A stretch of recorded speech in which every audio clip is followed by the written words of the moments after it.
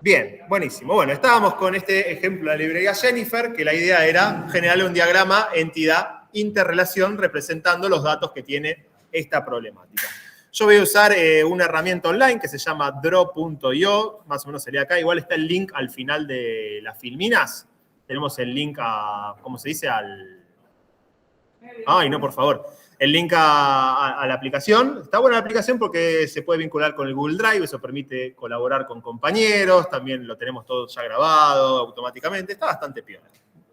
Entonces, bueno, vamos a hacer este ejercicio y en general los pasos que recomendamos para resolver una situación así son 4. Primero, identificar qué tipos de entidad hay, qué cosas necesitamos representar, atributos y claves de esos tipos de entidad, después los vínculos que existen y los atributos si es que los tuviera, y finalmente las cardinalidades de los vínculos, ¿sí? Acá creo que no lo dice, pero también, bueno, para identificar... Ah, no, sí lo dice, claves, no dije nada. Bien, entonces, en este, bueno, acá te lo tengo que mover, perdón.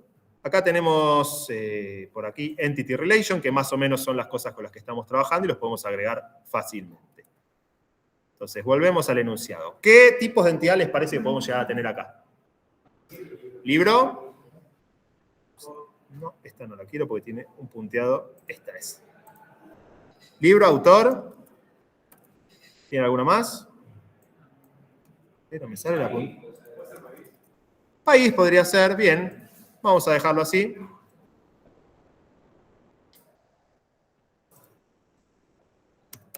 ¿Estamos? ¿Se lee? Sí, ¿no? Le voy a dar un poquitín de zoom. Ahí me gustó más. ¿Estamos? Podría haber algunas más, podría haber algunas menos, eso después lo vamos a ir definiendo. Bien. Necesitamos poner atributos. ¿Qué atributos tenemos para libro, país y autor? ¿De quién? ¿De los tres? Bien, los tres podrían ser nombres. Esperen que quiero ver cuál es el normal. Este. Ah, título no tiene nombre, tiene título. Bien, perfecto. Pero autor y país, sí. Ya después les voy a poner. Me quedó con un bordecito, no sé por qué, pero no le vamos a hacer escándalo a eso. Creo que esta es la que es cuadradita. Sí, este me quedó feo. Sí, ¿qué más? ISBN. Bien, vamos a ponerlo. Eso es de libro, si no me equivoco. ¿Qué más?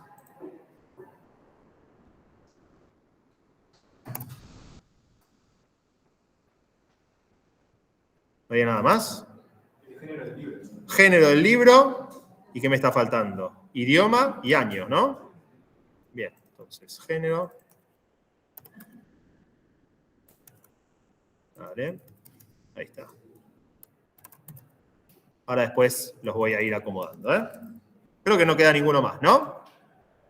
Bueno, bien. ¿Cuáles son las claves? ISBN, que ahí lo escribí como ISBON, pero por suerte lo tengo que borrar. ¿Cuándo es la clave? Acá, este. Otra SN. Me está poniendo él. Está lejos del clavelar. Bien. ¿De país cuál podemos elegir como clave? ¿El nombre les gusta? Bien. ¿Y de autor? Ah. Tendríamos que agregar un ID, ¿verdad? Porque el nombre del autor no creo que lo identifique. Bueno, en este caso podemos poner un ID. Porque no tenemos realmente algo que lo identifique. Sí, podría haber dos autores que se llamen, no sé, Lucas Román. Por ahí no sería lo más frecuente, pero puede llegar a pasar. Bueno, buenísimo. Vamos bien. Sigamos. Uy. ¿Qué tipos de interrelación creen que puede haber?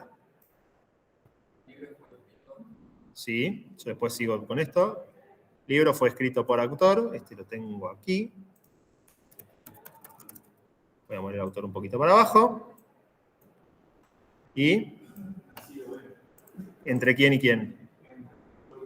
Bien, entonces país lo voy a poner aquí para que me quede mejor.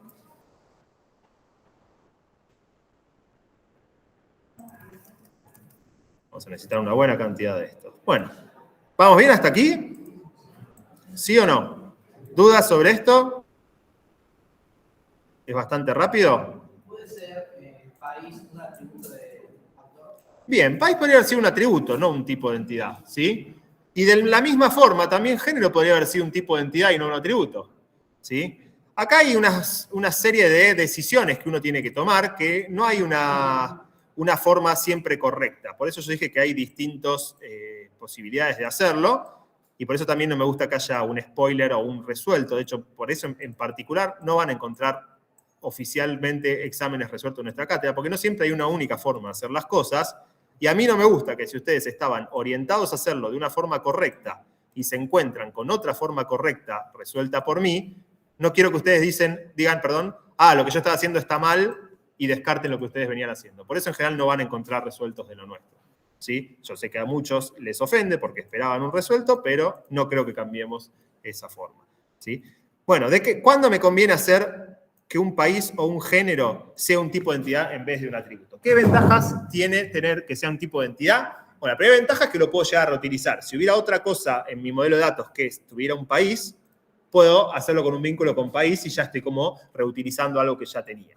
¿Sí? La otra ventaja es que me es más sencillo detectar errores del estilo que escriban Argentina con J y con G y sean dos valores distintos. ¿Sí? Por ahí alguien, sin querer, en un atributo de autor, escribe Argentina mal con J, porque, no sé, Argentina obviamente no lo escribe mal, pero otro país raro lo escribe mal, y son dos valores distintos, entonces después cuando uno va a consultar es más complicado, ¿sí? Y es complicado detectarlo si hay muchísimos autores. Ahora, si hay 60, 70 países de los cuales hay escritores, es mucho más sencillo ver, che, acá lo duplicaste. No, era el mismo. Bueno, combinemos todo en uno. ¿Sí? Eso es más con la tipificación. De hecho, a veces por ahí no es el mismo el que puede editar los países que el que puede editar los autores. El que puede editar los países es alguien que por ahí tiene más responsabilidad o lo que fuera. ¿Sí? Pero es una decisión de diseño. ¿Funcionaría igual si pongo país como atributo? Sí. ¿Funcionaría igual si el género lo paso a un tipo de entidad? Sí, tranquilamente. ¿Sí? La única tema del género es que por ahí el género en sí no sé si se puede llegar a repetir o no, el nombre, había que poner una descripción como atributo, algo por el estilo, pero se puede llegar a hacer. No hay una forma que sea correcta o no. ¿Estamos de acuerdo? De hecho, yo siempre cuento la misma anécdota estúpida. A mí me tocó profesionalmente trabajar en dos bancos distintos, ¿sí? Y tenía modelado a los clientes de una forma totalmente distinta. En un banco tenía a las personas físicas y a las empresas en la misma tabla y usaba tipo y número de documento para identificarlo.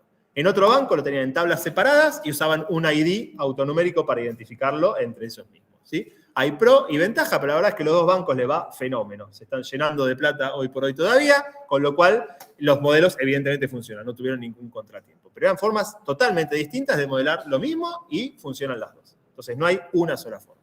La otra anécdota estúpida que cuento es que hacía mucho tiempo había un profesor viejo en una materia que yo hice, se llamaba análisis de información, que estaba ahí al lado del pizarrón, y su única función era repetir hasta el hartazgo, no hay regla de oro. Nunca lo voy a hacer otra cosa que no sea eso. Bueno, ese profesor viejo seguramente era más joven de lo que yo soy ahora, y yo me estoy convirtiendo en ese profesor. Pero no hay regla de oro en esto de aquí. ¿Sí? Bien. ¿Qué me estaría faltando de nuestro super plan? Tipo de entidad ya está, atributos y clase ya está, tipo de interrelación y sus atributos. Bueno, en este caso creo que no hay ningún, este no es escrito por, nació en, ¿no? Bien, no hay ningún atributo del tipo de interrelación. Me estaría faltando las cardinalidades. Me fui para cualquier lado. Que en este caso son 4. Bien. Este ítem de acá, que voy a escribir acá, es un autor, si puede haber escrito más de un libro o solamente un libro, y si puede haber no escrito libros. Vamos con el máximo primero. ¿Un autor puede haber escrito más de un libro? Sí, entonces el máximo es N. ¿Y el mínimo? 0, 1...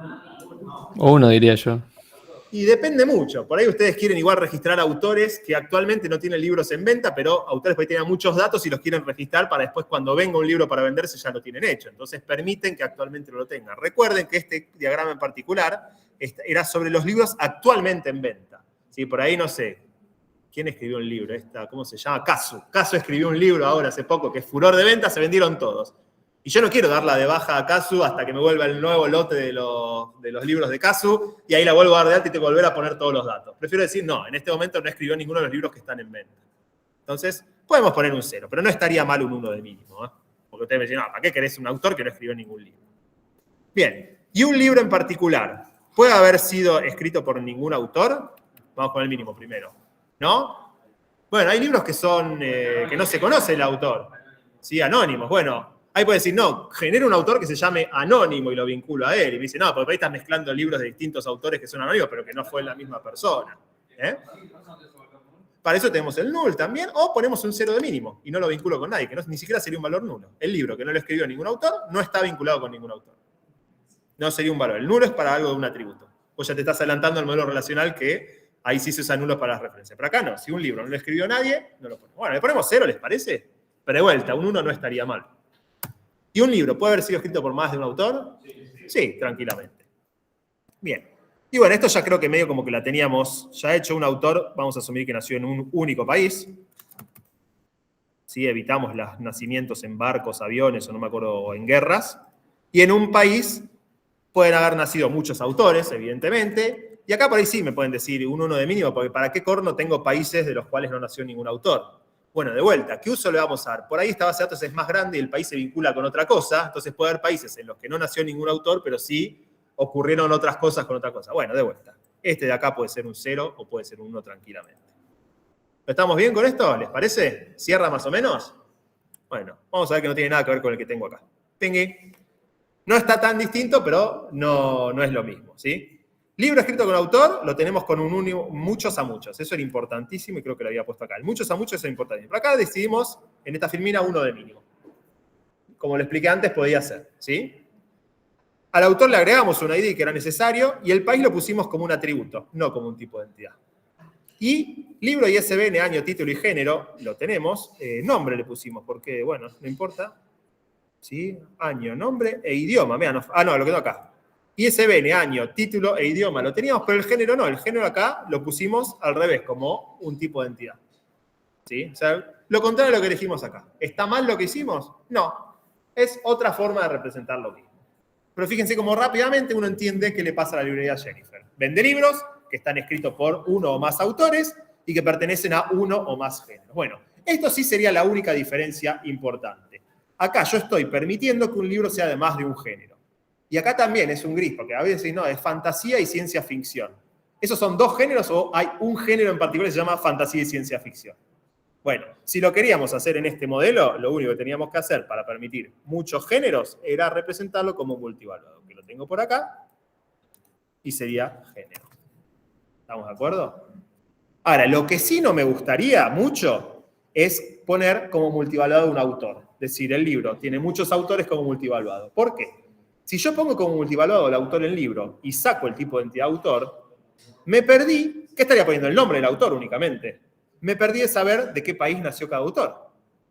¿Sí? Entonces me dice, no, bueno, hagamos un multivaluado que tenga el autor y el país en el que nació ese autor. Y si bien puede funcionar, primero que ya es medio un hack, y después también para cada vez que haya escrito el libro un autor de Argentina, van a estar repitiendo en el libro que, no sé, Cortázar argentino, otro libro, Cortázar argentino, otro libro, Cortázar argentino. Y es una redundancia bastante importante, que como vamos a ver más adelante, la redundancia la vamos a tratar de evitar porque trae problemas, porque si algún día alguien me cambia a un autor que no sea Cortázar, que sea alguien no conocido, le cambia el país en un lado y no en el otro, me queda el mismo autor con distintos países y yo no tengo forma de saber cuál es el correcto. ¿Estamos de acuerdo? Entonces, eso sí no me hubiera gustado. Pero este de género multivaluado lo acepto, sí. En el caso de que un libro pueda estar escrito en ideas o pueda estar producido, habría que agregar idioma. Sí, sería idioma. En realidad pasa como que los libros a la venta yo imagino que tienen un distinto ISBN de acuerdo a qué idioma está. Pero si no fuera así, si el mismo ISBN fuera a ser en distintos idiomas, entonces sí podría ser multivaluado. Pero tengo entendido que el ISBN, entre otras cosas, considera la editorial y algo así, con lo cual ya la edición en particular. Igual hay libros que sí, pueden, no sé, yo me puedo ver un libro que está en latín y traducido al castellano, ahí sería un ejemplo de dos idiomas. Y es el mismo libro, como que tiene la traducción doble y sí lo podemos poner doble. ¿Sí? ¿Estamos de acuerdo? Y fíjense que esto me permite, por ejemplo, buscar todos los libros que hayan sido escritos por autores de Italia. ¿Cómo lo tengo que hacer? Busco el país cuyo nombre es Italia, va a haber uno solo. Sigo el nació en y encuentro los varios autores que hayan nacido en Italia.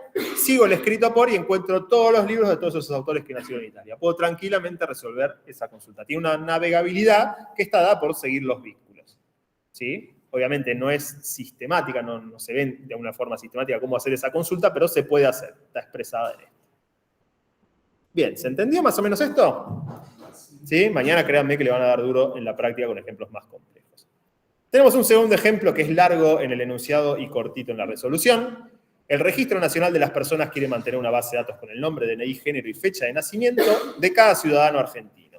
Asimismo, desea tener registrados todos los matrimonios en curso, no los divorciados, incluyendo la fecha de casamiento y los nacimientos de personas, indicando la identidad de los padres en caso de que la misma sea conocida. Hipótesis suponga que todas las personas son argentinas. Bueno, voy a hacer rápido la resolución. Acá tenemos un ejemplo de un área que ya lo estuvimos viendo. Tendríamos un solo tipo de entidad persona, identificada por el DNI, por esa hipótesis que son todos argentinos, con lo cual tiene que tener un DNI, nombre, género, fecha de nacimiento. ¿Cómo representamos el matrimonio? Es una unaria con 1 de máximo en ambos lados, lo que se conoce como 1 a 1. ¿Sí? Y el atributo sería la fecha de casamiento. ¿Sí?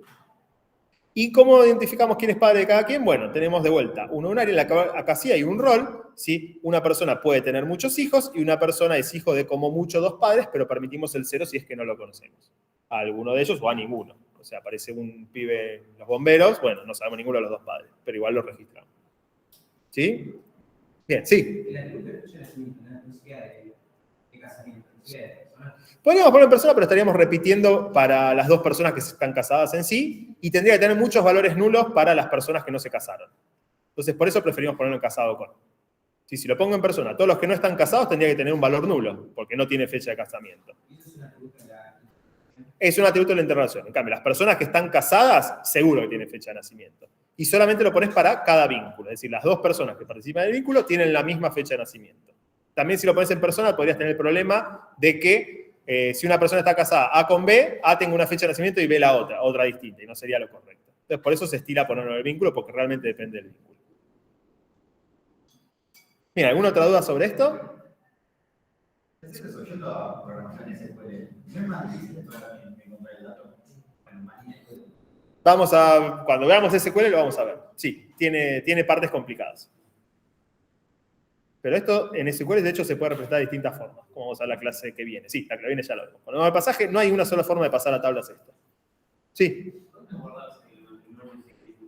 No, lo que me habla el matrimonio del curso es simplemente por el tema de que sea el máximo 1. Si vos permitís grabar tipo los en cursos y los que ya se divorciaron, los máximos no tendrían que ser 1 de máximo. Es simplemente para restringir eso. Pero se estima que si está casado, lo vincula, y si no está casado, no lo vincula. Esa es la idea.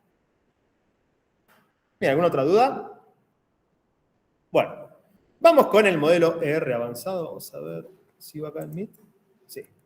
Vamos a ver el modelo ER avanzado, que es un nombre, bueno, ER por Entity Relationship, acuérdense, es lo mismo que vimos antes, pero no me entraba en entidad de relación. Y avanzado es simplemente porque esto que vimos hasta ahora es muy básico y no me permite cubrir algunas cosas que fueron surgiendo, con lo cual el modelo fue creciendo. No es que todo fue a posterior, algunas cosas ya estaban en el modelo inicial que se presentó, algunas cosas sí se fueron agregando al final. No me interesa que sepa la cronología, simplemente vamos a ver casos más complicados de representar y cómo se representan, ¿sí?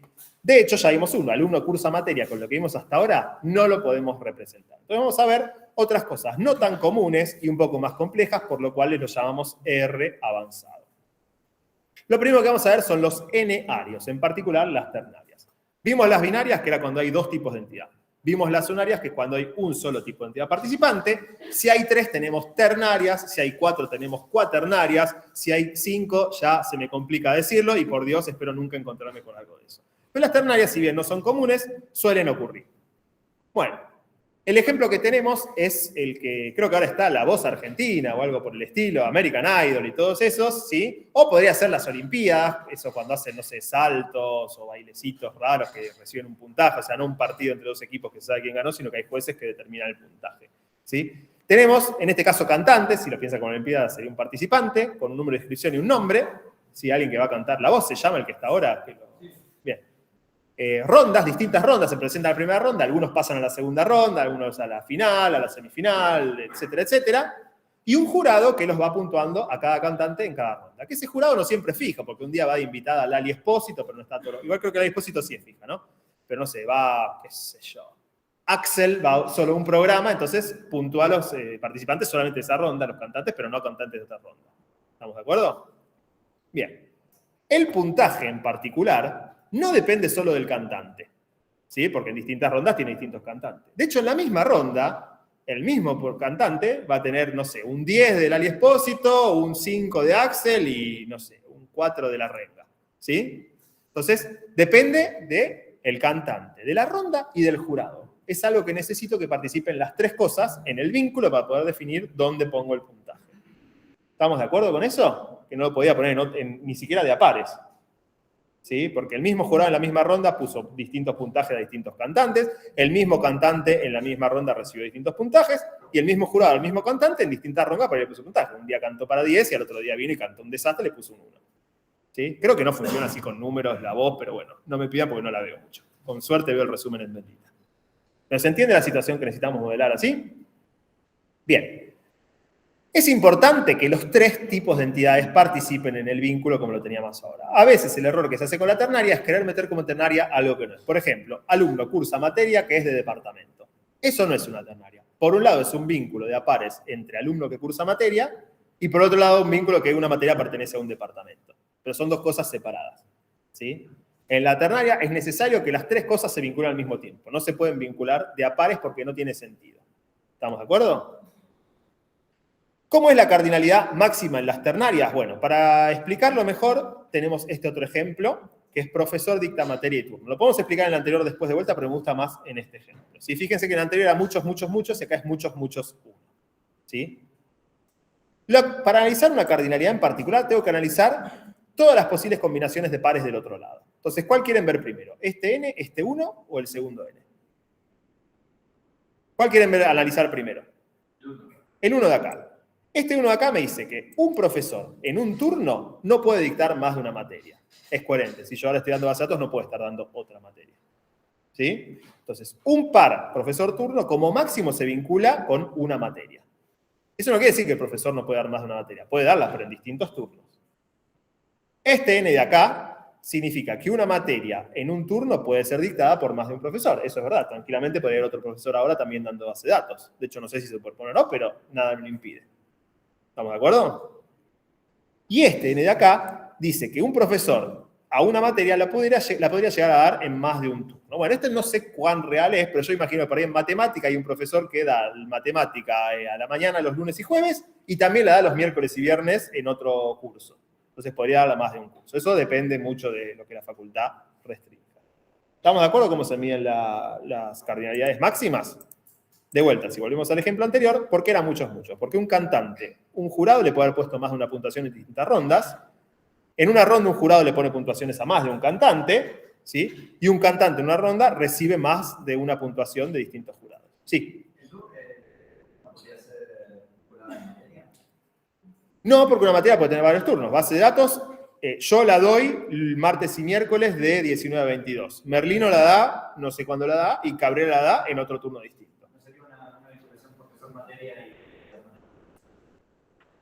Profesor, materia y que cada materia tenga sus propios horarios. Pero cada materia tiene un profesor de acuerdo al profesor. ¿Sí? Si vos para la materia, si vos decís base de datos está martes y miércoles de 19 a 22 y no sé cuándo la va a Berlino ahora, pero no sé, lunes y viernes de 19 a 22. Si vos lo tenés por separado y no sabes qué profesor es, no te sirve de tanto. ¿Sí? Sí. ¿Cuál es el uno? ¿Este de acá? Un profesor en particular, yo, Legajo, no me lo acuerdo, 152.793, nombre Lucas Román. Un turno en particular, el turno 4, que es martes y miércoles, que sea día de la semana, de 19 a 22 es el horario. ¿Sí? No puedo estar asociado a más de una materia, yo, los martes y miércoles de 19 a 22, porque estoy acá dando esta, no puedo al mismo tiempo también estar dando algoritmos y programación. Acá, un profesor en particular, con un turno en particular, como mucho da una materia. Ahora, el mismo profesor puede dar más de una materia en distintos turnos y el turno puede ser dado para la misma materia por distintos profesores. En un mismo turno, la misma materia, con distintos profesores, sí. Sí. Sí, yo lo pensé que el día horario, como algo compuesto, como base de datos, se da los martes de 19 a 22 y los miércoles de 19 a 22. Entonces sería multivaluado que dio horarios y sería día de la semana martes, horario 19 a 22 y día de la semana miércoles 19 a 22. Para representar que puede tener distintos días horarios un turno, sería como un turno en particular. Es un ejemplo medio rebuscado porque las ternadas son medio rebuscadas. Bien, ¿se entiende la máxima? Bien. La mínima, tiene esta obra de texto, pero no lo quiero decir en particular, lo quiero explicar acá y voy a decir lo mismo que dice después. La mínima en las ternarias es 0. Puede llegar a ser 1 en algún caso demasiado rebuscado de cardinalidad, pero en general casi siempre, y tómelo como regla, que es 0. Por eso no lo estoy poniendo. Y acá vamos con una convención. Si alguna vez le damos solamente un máximo, sea en ternarias o en binarias o lo que fuera, si le damos solo el máximo, el mínimo por convención es 0. ¿Sí? Cuando no lo ponemos, el mínimo es 0. ¿Por qué es 0? ¿Qué implicaría un mínimo de 1 acá, implicaría que cada par posible de profesor turno tiene que dar como mínimo una materia ese profesor en ese turno. Entonces yo tendría que estar obligado a dar materia en todos los turnos si el mínimo fuera 1. Sería una locura. ¿Qué implicaría un mínimo de 1 acá? Que un profesor con todas las materias tiene que estar vinculado por lo menos a un turno. Entonces yo tenía que estar dando todas las materias de la facultad en al menos un turno. Si siempre se evalúa de a par, entonces me dice, cualquier par posible entre profesor y materia tiene que tener como mínimo un vínculo con un turno. Y sería una locura. ¿Y qué implicaría un mínimo de 1 acá? Lo mismo. Que una materia en un turno la da siempre un profesor. Si a base de datos tendría que tener alguien que le esté dando en todos los turnos posibles. Sería una locura también. ¿Sí? Salvo en casos de configuración muy rara, que por ejemplo, para cierta provincia y para cierto tipo de impuestos siempre tiene que haber un vínculo con algo que, bueno, porque sí, todas las provincias tienen que tener configurado algo para todos los tipos de impuestos, algo así, pero es muy rebuscado y hasta me cuesta encontrar un ejemplo lindo que cierre. Salvo en casos muy rebuscados, el mínimo es 0. Entonces, en las ternarias, olvídense del mínimo. No lo pongan porque por default es 0. ¿Sí? Si alguno llega a encontrar un caso lindo en el que el mínimo sea 1, me lo dice porque me serviría para darlo de ejemplo y no dar esta cosa fea de provincia y tipo de impuestos. Sí. Esto de la voz no debería tener siempre. Bien, depende mucho. ¿Cuál te gustaría que fuera un 1? Porque un cantante, un jurado quizás no le puso. Porque como yo te decía, Axel, que es el jurado invitado en la final, si un cantante no llegó a la final, no lo va a puntuar Axel en alguna ronda.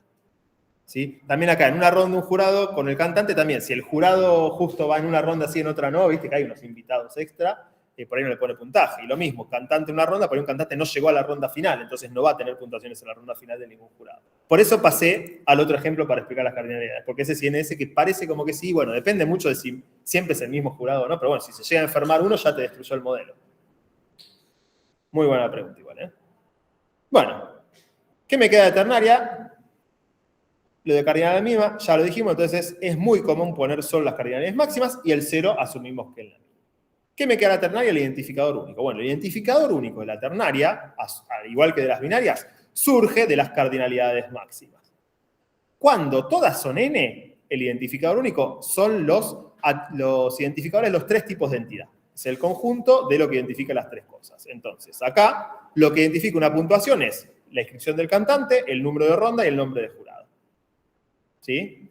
Ahora, cuando hay al menos... No, en esta. Cuando hay al menos un 1 de máxima, ¿sí? Empieza a poder haber distintos identificadores que dependen de los que son de los otros 2 tipos de entidad. ¿Sí? Por ejemplo, en este caso que hay un 1 de máxima, significa que yo puedo identificarlo con las claves de los otros 2 tipos de entidad. Un dictado, si se lo quieren llamar así, es una frase horrible, pero un dictado de una clase se puede identificar con el legajo del profesor y el ID de turno. ¿Por qué? Porque el mismo profesor en el mismo ID de turno o no da ninguna materia o da como mucho una. ¿Estamos de acuerdo? ¿Sí? Lo que nunca puede pasar en una ternaria, aún en el caso más restrictivo, más restrictivo que sería que esto fuera un 1 y esto fuera un 1, nunca puede pasar que se identifique con un solo tipo, con el identificador de un solo tipo de interrelación. ¿Sí? Imagínense que ponemos un 1 de máxima mola. Viene la facultad y me dice, mira, un profesor a una materia no la puede dar en más de un turno. Algo de coherencia tiene, ¿sí? Por ahí se quejan los de física o de matemática dan varias, pero en general es lo que suele pasar. Y también me dice que, mira, la misma materia del mismo turno no queremos que haya más de un profesor. Si queremos que no se superpongan para así los alumnos pueden tener un mayor rango de inscripción. Buenísimo, me restringen todo eso. El legajo sigue sin identificar el dictado. ¿Por qué? Porque el mismo profesor se puede vincular con varias materias, como en distintos turnos. ¿Sí? Entonces, con el profesor solo no puede identificar porque puede aparecer varias veces dictando una materia en un turno y otra materia en otro. No viola ninguno de los 1 de máxima. Sí. Entonces siempre el mínimo sería el máximo menos 1. ¿El mínimo de qué, perdón? El mínimo de IDs. Sí, el mínimo de IDs siempre es, si hay 3 tipos de entidad, el mínimo de IDs son 2. Si hay 4, una cuaternaria, la tengo que identificar o por los 4, si es mucho siempre, o por 3 de los tipos de entidad. Vamos a tratar de no darles cuaternarias, creo, porque sería una locura, pero bueno. Como lo hace la práctica del examen, no voy a asegurarlo. Hasta ahora nunca tomamos cuaternaria. Bien, ¿se entiende entonces esto? Esto lo vamos a reforzar bastante la clase que viene cuando hagamos el pasaje al modelo relacional igualmente. ¿Eh? Pero está bueno que quede. Pero importante eso, nunca un identificador de una ternaria puede ser el identificador de un solo tipo de entidad. Bien, y esto lo dije antes, aún en el caso más restrictivo, permite que de a pares se vinculen muchos a muchos. La ternaria de a pares no restringe más que muchos a muchos. Por más que le ponga 1 de máxima, un profesor se puede vincular con muchas materias. ¿Cómo? A través de distintos turnos. Un turno puede vincularse con muchas materias. ¿Cómo? A través de distintos profesores. Y un profesor puede estar en muchos turnos, un profesor en muchas materias con distintos turnos y un profesor en muchos turnos con distintas materias. ¿Sí? Entonces, una forma de ver si alguien modeló algo como una ternaria que en realidad eran dos binarias es ver si de alguna forma no habrá muchos a muchos. El caso que yo dije, alumno aprueba materia de departamento no es muchos a muchos, es muchos a uno. Entonces ya eso seguro que estaba mal como ternaria. Pues la ternaria me hubiera permitido que la misma materia fuera además de un departamento a través de distintos profesores. Perdón, a través de distintos alumnos. Si me hubiera permitido que un alumno apruebe base de datos del departamento de computación y otro alumno apruebe base de datos del departamento de electrónica. Y eso no lo quiero. La ternaria no me lo llega a restringir. Bueno, para cerrar ternarias, ¿cómo sería la cursada de alumnos con ternaria? Inventamos un tipo de entidad cuatrimestre que se identifica con el año y el número de cuatrimestre, si 2025 primero, 2025 segundo. ¿Estamos de acuerdo? Y hacemos la ternaria. Muchos. ¿Por qué? Porque un alumno en un cuatrimestre puede cursar muchas materias, una materia la puede llegar a cursar varias veces en distintos cuatrimestres, y una materia en cuatrimestre claramente puede tener muchos alumnos que la cursan. Y la nota depende de las tres cosas, porque el mismo alumno en la misma materia quizás tiene distintas notas en distintos cuatrimestres. ¿Estamos de acuerdo? Bueno, esta es una forma de zafar lo que teníamos antes. Vamos con el siguiente concepto avanzado. Tipos de entidad débil. ¿Cuándo se necesita un tipo de entidad débil? A veces los atributos que le definimos a un tipo de entidad no alcanzan para identificarlo. ¿Sí? Una de soluciones es decir, bueno, le ponemos el ID, que lo veníamos haciendo antes. Pero a veces había otra alternativa que se solía utilizar antes cuando no le gustaba agregar ID, que es la siguiente. A veces un tipo de entidad no se distingue, un tipo de entidad no se distingue entre sí por los atributos propios, pero sí en base a otro tipo de entidad con el que están asociados, que la llamamos tipo de entidad fuerte. Y el ejemplo que tenemos es, imagínense un tipo de entidad hotel y otro tipo de entidad habitación de hotel. ¿Sí? De la habitación de hotel, como atributos tenemos el número de habitación y, no sé, la cantidad de personas que entran en la habitación. Con eso solo no me alcanza para distinguir entre habitaciones, porque quizás la habitación número 100 del Sheraton entran 3 personas y la habitación número 100 del... Me mató. ¿Nombre de otro hotel? Hilton, también entran 3 personas. Entonces, son 2 habitaciones claramente distintas que tienen número 101 y cantidad de personas 3. Sí. ¿Con la binaria? Porque el mismo alumno... ¿Con la binaria o la ternaria? Perdón. Con la binaria, porque el mismo alumno tiene que permitirse que se curse más de una vez la misma materia. Y la binaria eso no lo permite. Sí. Pregunta. Sí. Esto es una pregunta más legal, entre comillas, pero normativa. El máximo que se van a alumnos en la facultad acá es 10. ¿Ponemos 10 o ponemos N. Nosotros preferimos el N. A veces se pone el 10, pero no es tan útil. ¿Sí? Nosotros no nos vamos a poner en complicados con eso. Bien. Entonces, pueden haber distintas habitaciones con mismo número y capacidad. Ahora, en el mismo hotel, seguro que no pueden haber 2 habitaciones con mismo número y capacidad. De hecho, no pueden haber 2 habitaciones con el mismo número, inclusive. ¿Estamos de acuerdo? Entonces, en vez de inventar un ID, la idea era, ¿por qué no representamos esa restricción de algún modo? ¿Sí? Y ahí se inventó el concepto de tipo de entidad débil. Un tipo de entidad débil no se puede identificar por atributos propios, eso es importantísimo, pero sí se puede identificar por algunos atributos propios y la clave del tipo de entidad fuerte con el que está vinculado. ¿Estamos? Entonces, habitación 101 del Hotel Hilton, hay una sola. Habitación 101 del Hotel Sheraton, hay otra sola, y son distintas.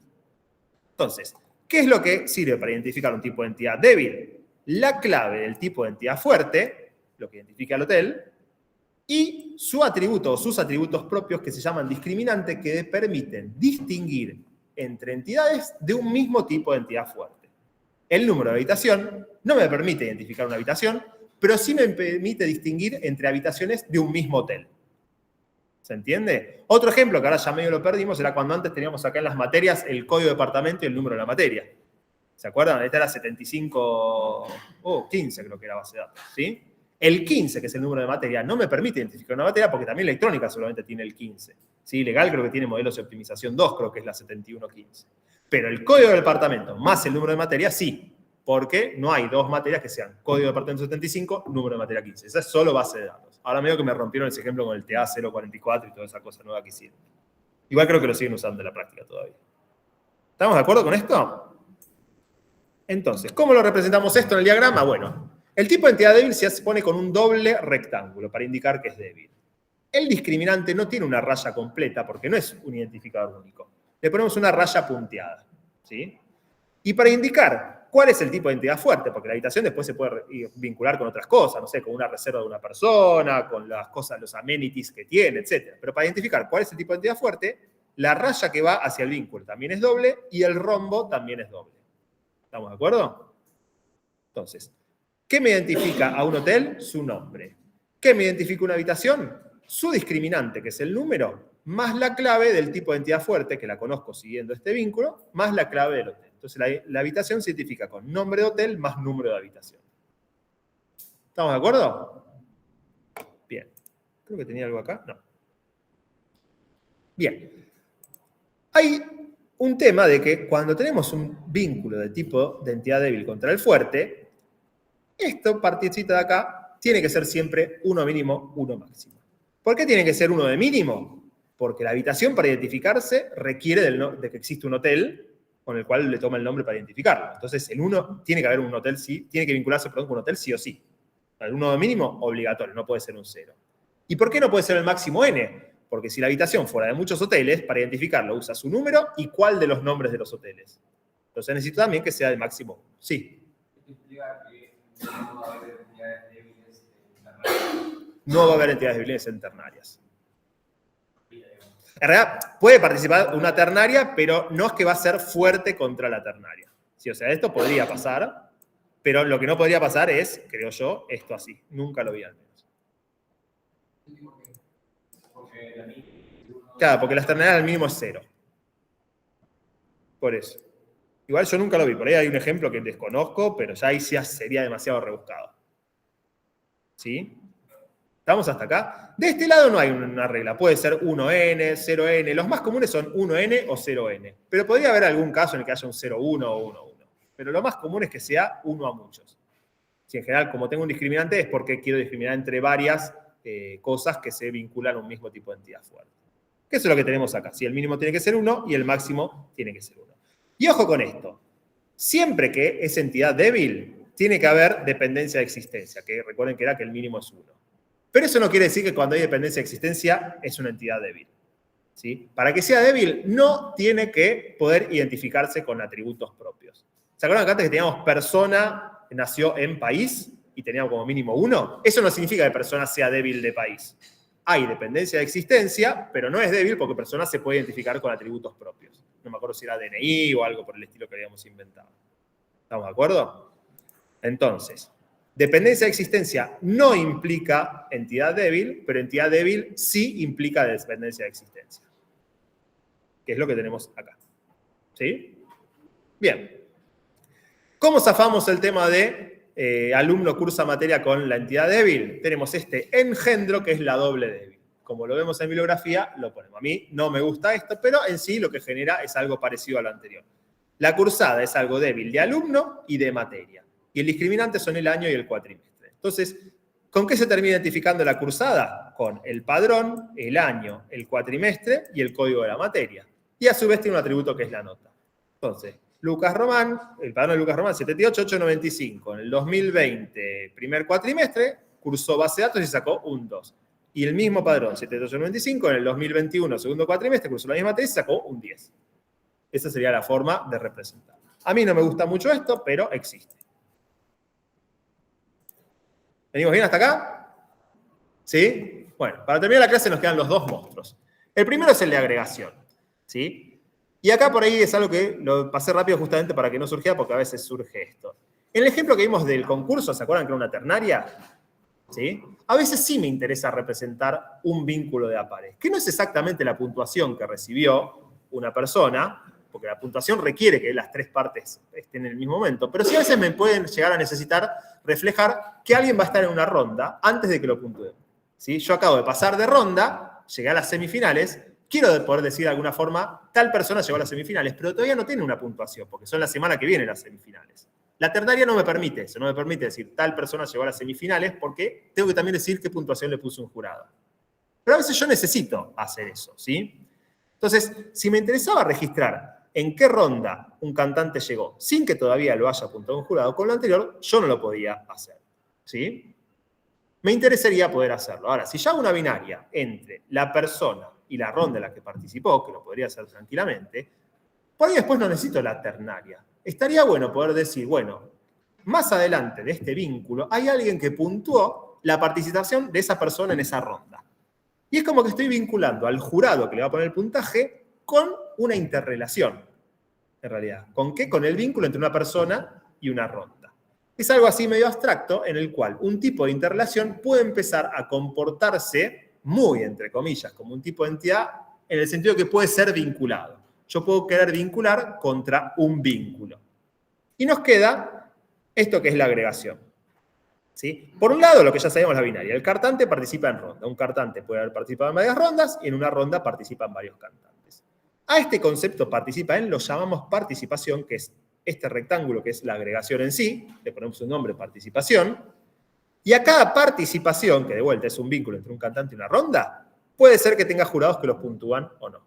Sí, acuérdense que el mínimo es 0 cuando no lo ponemos. Entonces, puede haber participaciones que todavía no tienen puntaje porque todavía no fueron, y en el momento que realmente se dé que ese cantante participó en la ronda, voy a empezar a agregar los vínculos del jurado que les puso el puntaje y qué valor le puso cada jurado.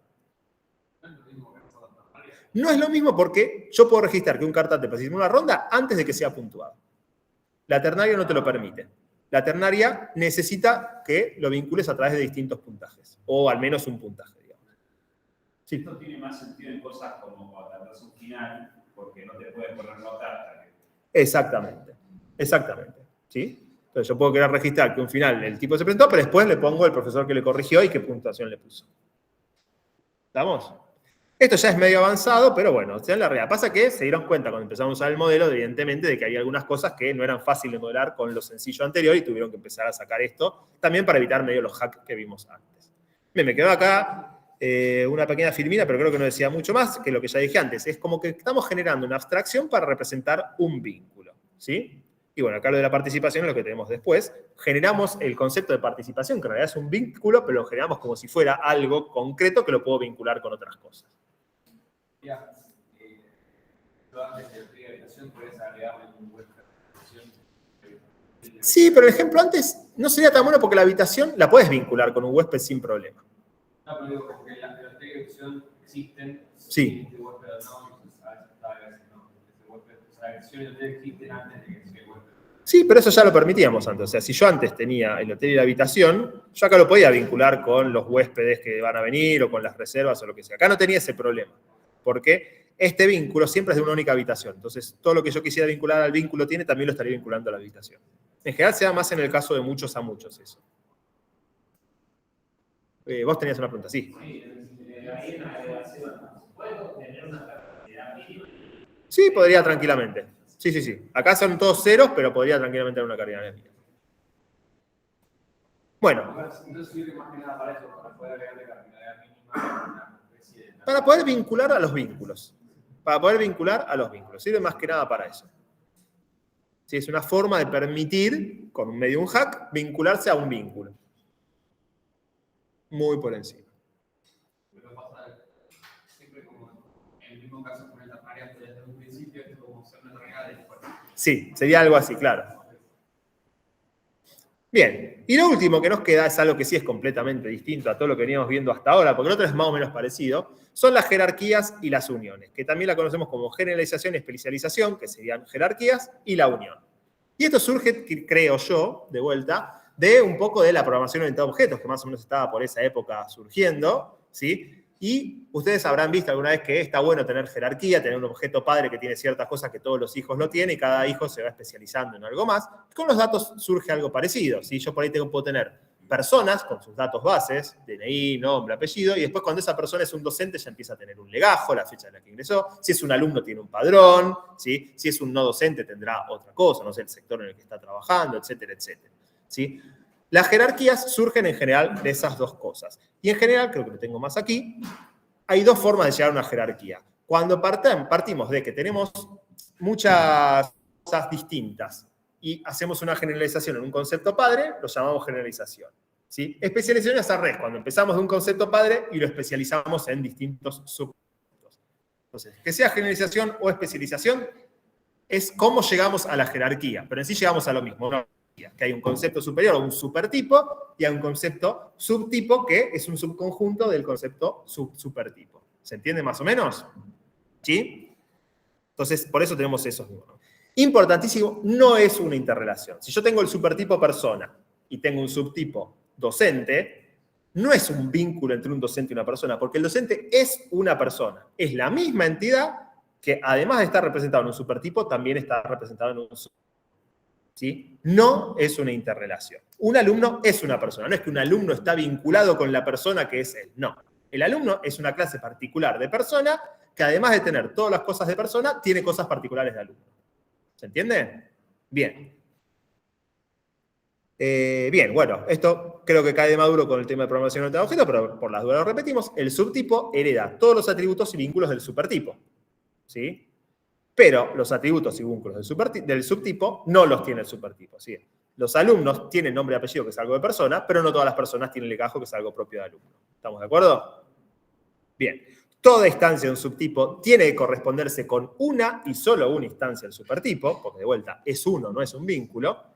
Y un subtipo puede a su vez ser subtipo de sus propios subtipos. Es decir, puede tener una jerarquía en árbol, que haya un concepto muy grande que se divide en varios subconceptos, que a su vez alguno de esos se divide en más subconceptos. Eso ya es medio como muy complicado, pero existe. El ejemplo clásico es el que le di. Persona, DNI y nombre, es alumno y es docente. ¿Estamos de acuerdo? Y acá aparecen estas dos cosas, que creo que ya lo hablamos en la filmina que viene. Sí, perfecto. Tenemos dos formas de caracterizar la jerarquía. Son dos cosas distintas. La primera es si es total o parcial. ¿Cuándo es total? Cuando toda persona, ¿sí?, tiene que estar representada en algún subtipo. Son caracterización de la jerarquía. Son dos conceptos distintos. ¿Sí? Entonces, la jerarquía o la generalización o la, como lo quieran llamar, no me acuerdo el otro, es total cuando toda persona tiene que pertenecer a algún subtipo. Y es parcial si aceptamos que puede haber personas que no sean ni alumnos ni docentes. ¿Estamos de acuerdo? Y la otra que puede ser es superpuesta o disjunta. Es superpuesta cuando permito que haya entidades del supertipo que pertenecen a más de un subtipo. Por ejemplo, yo hubo una época que fui tanto alumno como docente, eran las dos cosas. Entonces, por eso es superpuesta. Porque existen en la realidad personas que son al mismo tiempo alumnos y docentes.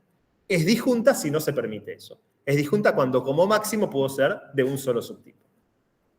Y estas cosas son independientes entre sí, con lo cual nos quedamos con 4 combinaciones. Total superpuesta, total disjunta, parcial superpuesta, parcial disjunta.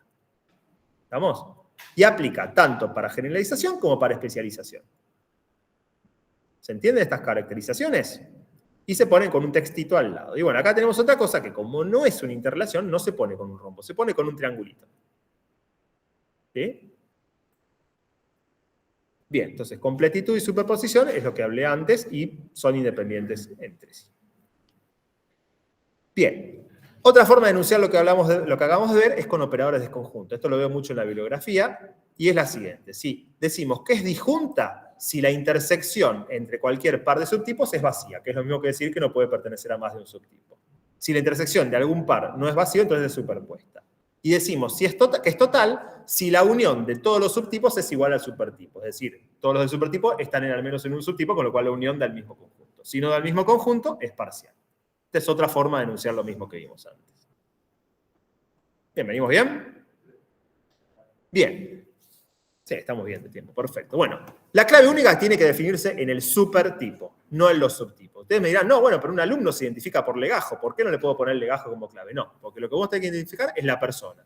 ¿Por qué? Porque puede haber personas que no sean alumnos. Entonces la clave tiene que estar en el supertipo. Y una vez que ya elegí la clave del supertipo, no le puedo poner una clave distinta al subtipo en este modelo, porque quiere que haya un solo identificador único. Después sí, cuando lo implementemos, probablemente, si en algún momento tenemos la tabla de alumnos, le pongamos padrón como clave. Pero en este modelo no llegamos a eso. Entonces la clave tiene que estar en el supertipo.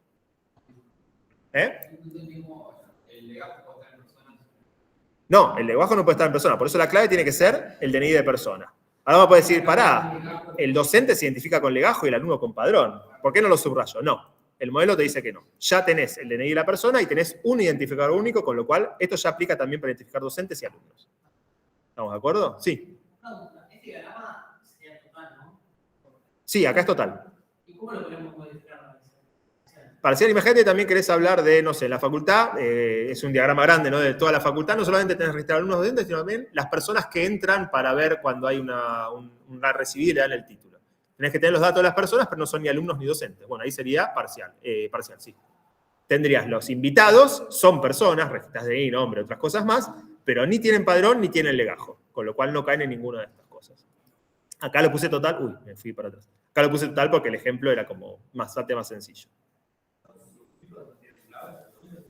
Tienen clave, el DNI, la clave del supertipo. Porque cada subtipo es uno también del supertipo. De vuelta, podrían tener otra clave alternativa, pero este modelo no quiere más de una clave. ¿Se entendió tu pregunta? No sé bien dónde lo agregaría. Si fuera parcial, acá escribís parcial en vez de parcial. Y nada más. Con solo escribirlo ya lo representas. Sí.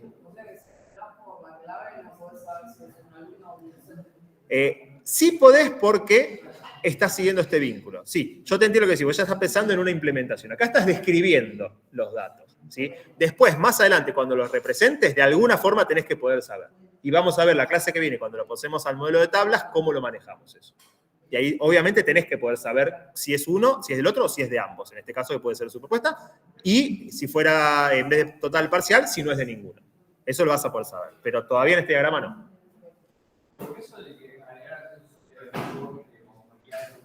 Sí.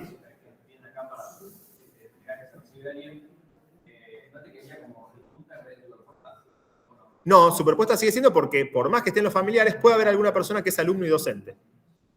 De hecho, mañana vas a encontrarte con varios alumnos que son docentes también. En la práctica hay varios todavía. Con que al menos una entidad pueda pertenecer a más de un subtipo, ya tiene que ser superpuesta. Y de vuelta a la semántica, ¿eh? Por ahí no hay ninguno en un momento en particular. Deja de haber alumnos docentes, pero igual vos tenés que considerarlo que a futuro puede haber algún alumno que también sea docente. Ahí sí ya es otro tema. Bien, esto estaba. Bueno, esto es lo que decía la clave única. Siempre se usa entonces la clave del supertipo en este modelo. Más adelante vemos que no, por ahí si en algún momento tengo una tabla de alumnos, por ahí quiero poner el padrón como clave y no el DNI. Pero eso es más adelante. La unión parece la jerarquía, pero no es la jerarquía. La unión modela algo distinto, que es parecido, pero no es exactamente lo mismo. La unión es cuando agarramos dos cosas que son distintas y armamos un concepto entre esas dos cosas que son distintas. Pero tienen que ser distintas las cosas para que sea una unión. Antes agarrábamos alumnos y docentes y decíamos, es una persona. ¿Sí? Lo generalizábamos en una persona. Pero alumnos y docentes eran las mismas cosas, eran personas.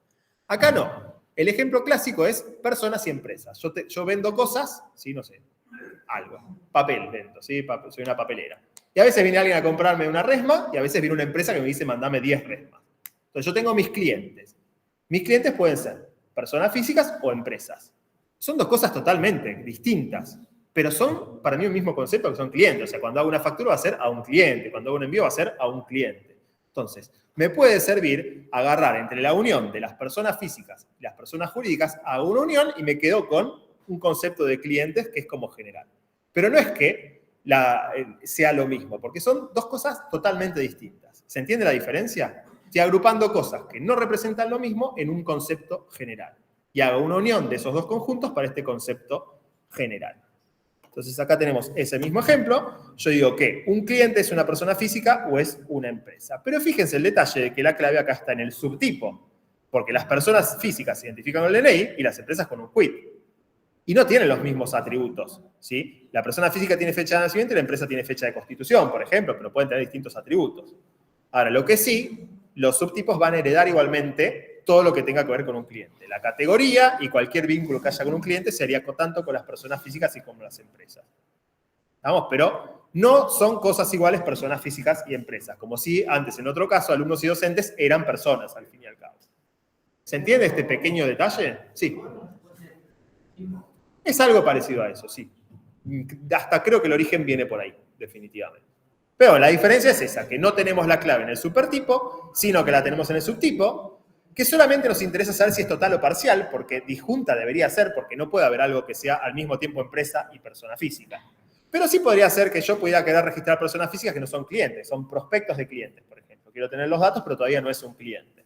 Entonces, en ese caso, en vez de total, sería parcial, porque hay algunas personas físicas que no son clientes. Entonces, acá tenemos solamente el concepto de total o parcial. No es para volverse loco, pero quiero que sepan que exista por si lo van a consultar en algún libro, y está. Y bueno, no tenemos más que eso. ¿Cómo estamos de tiempo? Igual tenemos un pequeño ejemplo final. Perfecto, ya estamos cerrando la clase.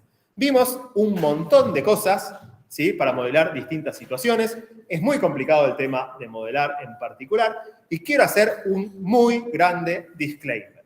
Ustedes pueden acceder a todos los parciales y finales anteriores que hemos tenido en la materia, ¿sí? Y pueden ver los que estuvimos evaluando. ¿Estamos de acuerdo? Eso está en el Drive, no sé si ya lo vieron. Bueno, puede ser que en algún momento empecemos a evaluar modelado. Hasta ahora, si ustedes van a ver los últimos cuatrimestres, no dijimos modelar esta situación. Pero estamos considerando si hacerlo o no, y si hacerlo en los parciales o en los finales. Entonces, queden avisados de que puede ser que cambie. No es que el hecho de que hasta ahora hayamos tomado una cosa no implica que no lo podamos cambiar, ¿eh? Entonces, por las dudas le aviso. ¿Sí? ¿Eh? No, no se va a avisar. Ya se avisó de que puede pasar. ¿Sí? Que después esté o no es una decisión que tomará la práctica y yo lo tomaré en los finales. ¿Sí? Que de hecho a veces pasa en los finales, que me dice, ¿cómo tomaste esto si nunca lo venías tomando? ¿Y qué tiene que ver? Algún día lo empiezo a tomar. O sea, he recibido queja. Bueno, en los finales yo puedo tomar cualquier cosa de la materia. De hecho, creo que una vez tomé modelado en los finales. En los parciales no suelen tomarlo, pero puede ser que lo tomen. Están avisados. ¿Sí?